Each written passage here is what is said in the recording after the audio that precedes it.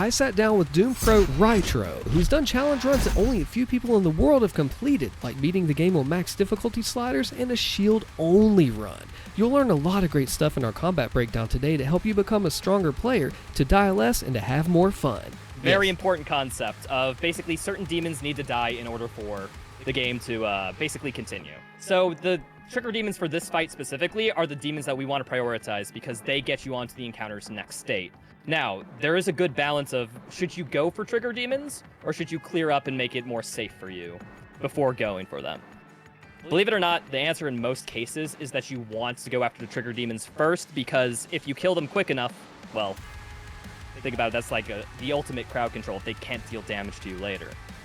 Unironically, hyper-aggression is sort of rewarded in this game as it is with all Dooms. So what I'm thinking of first, typically when I do this fight, oh, speaking of which, sorry, save file shenanigans. That's okay. Not having everything equipped. But yeah, I usually like prioritizing the Arachnotron first because it is a leader demon. It will spawn in more demons if I keep it alive for any point in time.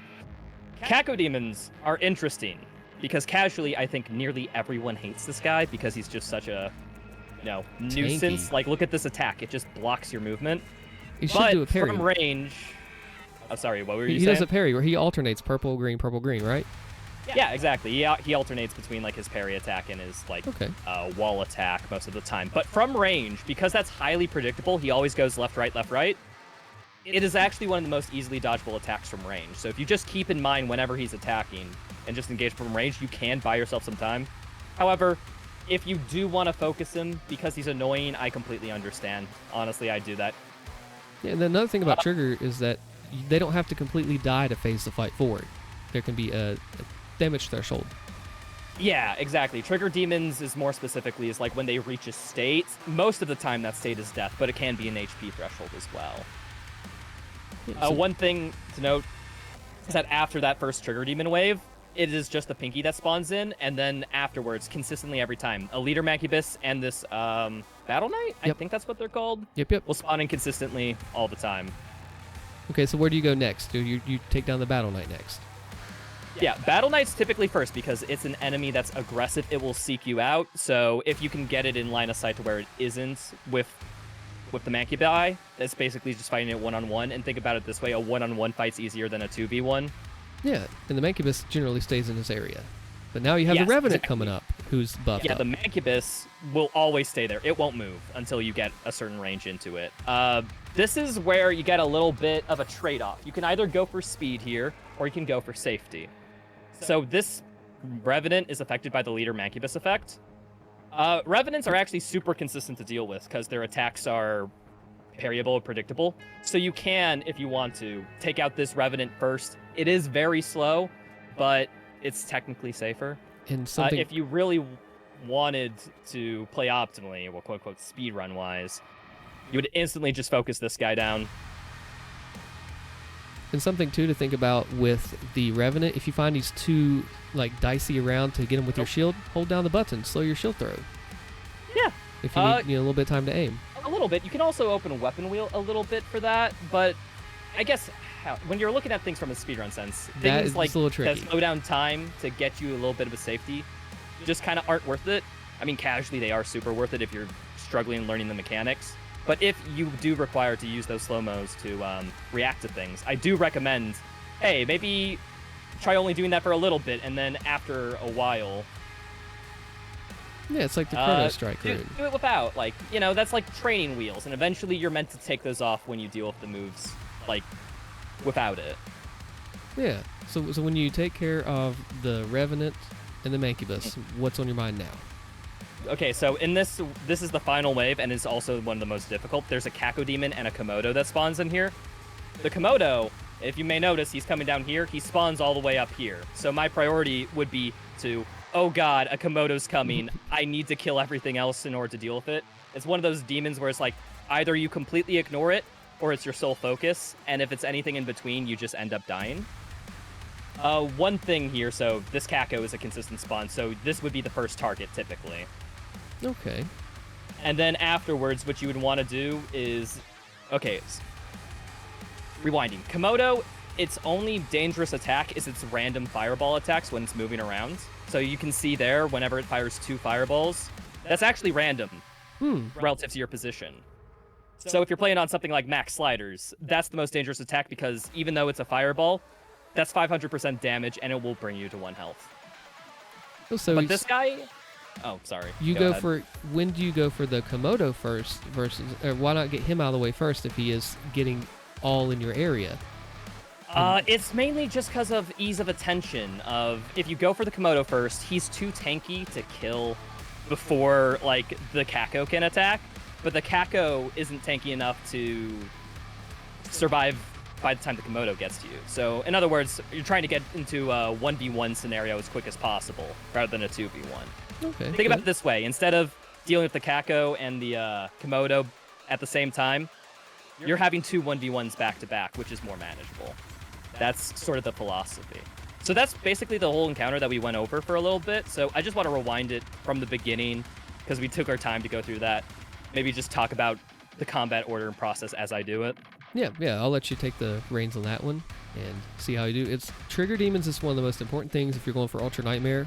Understanding where they are, what phases them forward, and why they behave the way they do. So let's see how you take this live. Yeah, so first things first, start the encounter, obviously. Leader Mankybot, Leader Electron will spawn those guys in. Luckily, Shield is pretty good for that.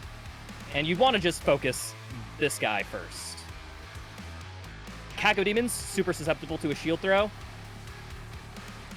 As you can see there, just one, if you put a shield throw in, they're stunned, and Dread Mace, also really good. Very good melee weapon. Highly recommended. It's my go-to. One thing I see new players not utilize enough of is the shield stun, because look at how I can just, like, not take damage from this Pinky as I just shoot it in the face. Battle Knight will come in. Whole goal to get the armor off as quick as possible, keep him stun locked so that I'm minimizing damage. I'm going to demonstrate the safe path. Revenant, where are you? Just going to keep him at range. Parry the attacks one at a time. Stun him. Headshot him. Dread Mace, he's dead, and now I have free reign to take over the Mancubi.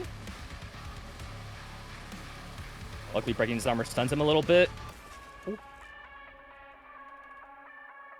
And of course, this guy's coming in instantly. Oh, that Rebel has collision.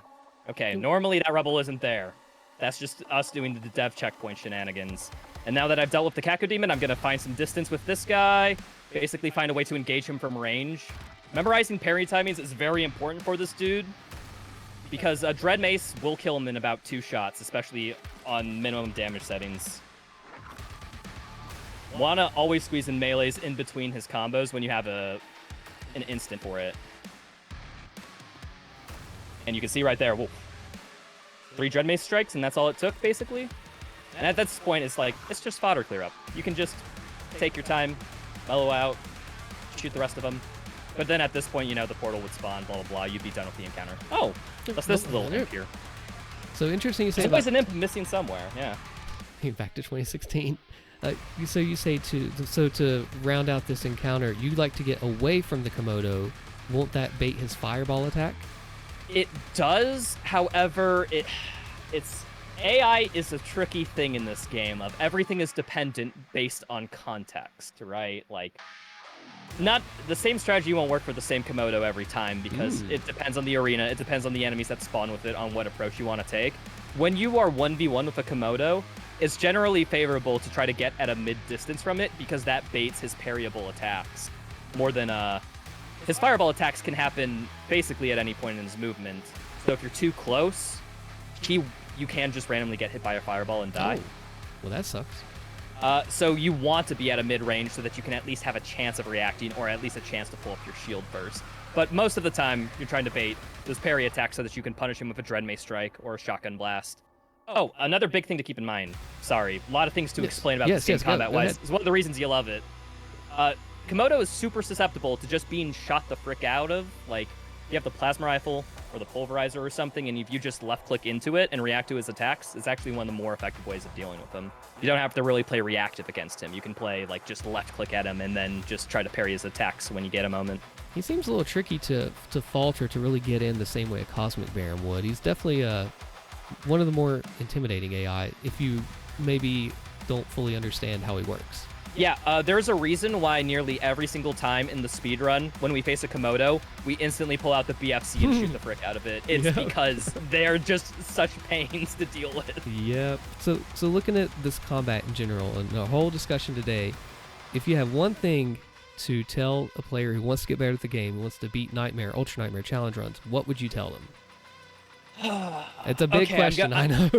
It is a big question because I could go for a specific piece of advice. I could go for a little bit of philosophy. I think I'm going to take like a middle ground approach. I would say this game rewards you for how much you're doing during combat. If you're playing passively, you can get around with being like just waiting for your moment, going into strike when all things are safe. But if you start to maximize all of your actions, if you like, the Impaler's the perfect weapon for this. Oh. Because if you hit an enemy with a shield, you'll get ammo. If you melee an enemy, you'll get ammo. And when you get ammo, you get empowered shots. So if you are literally just spamming all your buttons, just going like this, like you are just doing more value with the Impaler. I would try to always look for an opportunity to do something else, help further your objective of clearing the combat encounter. Like for example, knowing trigger demons, just knowing that concept exists can be such a help. Because now you can look out in your mind for, okay, well, when I killed this demon, another wave spawns in. That means that's the trigger demon. I should focus that, or maybe save it for last and clear everything else up before I start the next wave. Try to keep in mind every opportunity, every moment in time that you're playing is an opportunity for you to exploit. And I'd recommend taking advantage of it. Try not to... As much as playing safe will help you, succeed in the short term, I'd argue that if you want to succeed long term, or if you want to just really enjoy the time, gotta always look for opportunities to exploit, to sneak in an additional action. One small thing you'll see in like max slider runs, for example, is that if you get 2 charges on the Dread Mace with the parry mechanic, what you want to do is actually use the Dread Maces one at a time, because you can squeeze out Impaler shots while the enemy demon is falter, and then when they get out of falter, that's when you use your second strike, and then suddenly what would be a 2 melee hit combo is now a 2 melee hit combo plus like 2 Impaler shots, which, over the course of a boss fight, of an encounter, all that damage adds up to making you just more effective and